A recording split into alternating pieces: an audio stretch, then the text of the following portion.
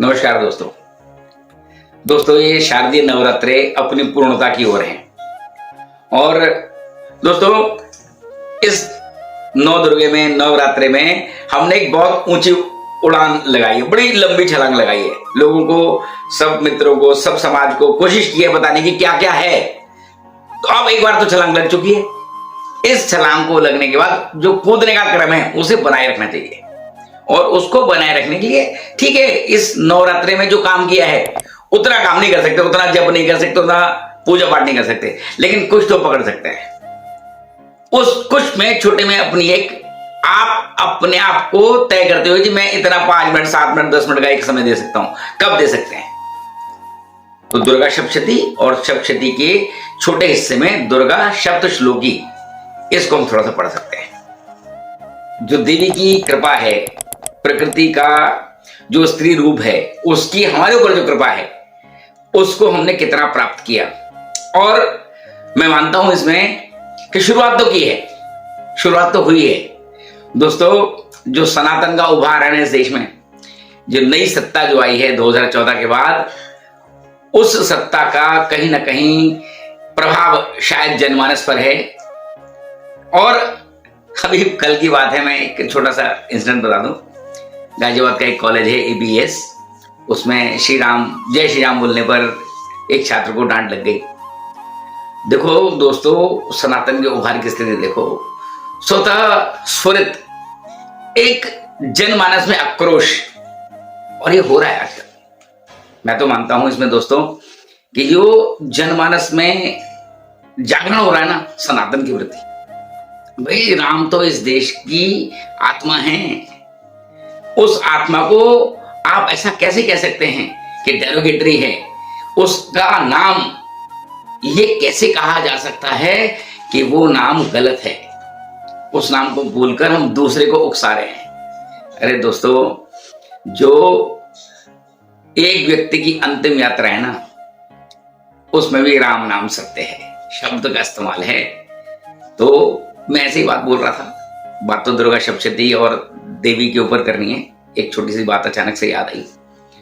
तो दुर्गा सप्तशती में सप्तशती माने 700 श्लोकों की दुर्गा सप्तशती है। और बहुत सारे लोग हैं, सब पढ़ते हैं, इसे पूरे नवरात्रे में पढ़ते हैं। हर कुछ लोग तो ऐसे जिनको मैं जानता हूं वो रोज पूरा सप्तशती का पाठ करते हैं। लेकिन तब भी चलो आदत बनी है थोड़ी सी, 700 श्लोक रोज नहीं हो सकते, 7 दिन भी नहीं हो सकते। तो हमारा पूर्वज था ना, समझदार था जी बहुत। उसने क्या करा, उसने दुर्गा सप्तश्लोकी, केवल 7 श्लोक, अगर हम 7 श्लोक पढ़ सकते हैं और उसका एक क्रम बना सकते हैं, नाते नाते पढ़ सकते हैं। मेरे पिताजी थे, वो नाते नाते ना भगवान राम की स्तुति बहुत सारी कर जाया करते थे, तो आदत क्रम बन जाता है और बोलते बोलते बोलते शुद्धता आती है। तो मैं वो 7 श्लोक जो हैं वो आपके साथ एक बार बोलकर बोल रहा हूं।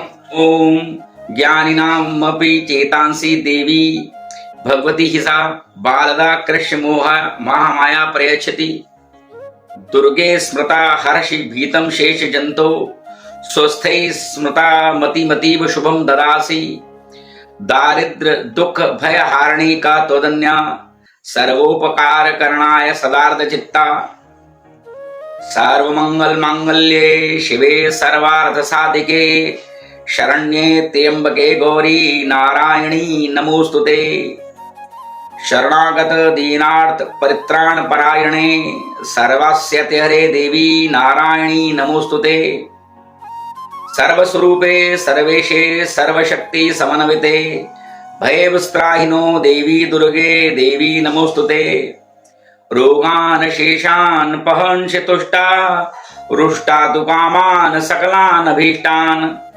त्वमाश्रितानां न विपन्नराणां त्वमाश्रितां हर्षतां प्रयन्ति सर्वाबाधा प्रशमनं त्रैलोक्याखिलेश्वरी एवमेव त्वया कार्य अस्मद वैरी विनाशनम। दोस्तों दुर्गा सप्तशती में जो 700 श्लोक हैं उसका सार दुर्गा सप्तश्लोकी में है। और मैं तो ऐसा मानता हूं कि जो शुरुआत हुई है उस शुरुआत को आप लोग कहीं ना कहीं थोड़ा सा चालू रखें। अब तो ऐसे ऐप अवेलेबल हैं, आपको ये ऑडियो में वीडियो में सुनने को मिल जाएगी। नहा धो रहे हैं आप, नहा धोकर आपने अपने घर में कहीं लगा दिया इसको, आप ऐसा महसूस करेंगे सुनकर संस्कृत जल्दी याद होती है। संस्कृत को सुनना माने संस्कृत को सीखना। तो आप सुन लें कुछ दिन, अपने गाड़ी में आप कहीं लगा दें उसे थोड़े दिन के लिए, धीरे धीरे अभ्यास हो जाएगा और याद हो जाएगी। बहुत आवश्यक है हमारे इस भौतिक जीवन में, आधुनिकता के साथ, इतनी भागदौड़ के साथ, इतने प्रेशर में, इतने स्ट्रेस में कहीं तो निकलेगा और वो इन बातों से बहुत आराम से निकलेगा।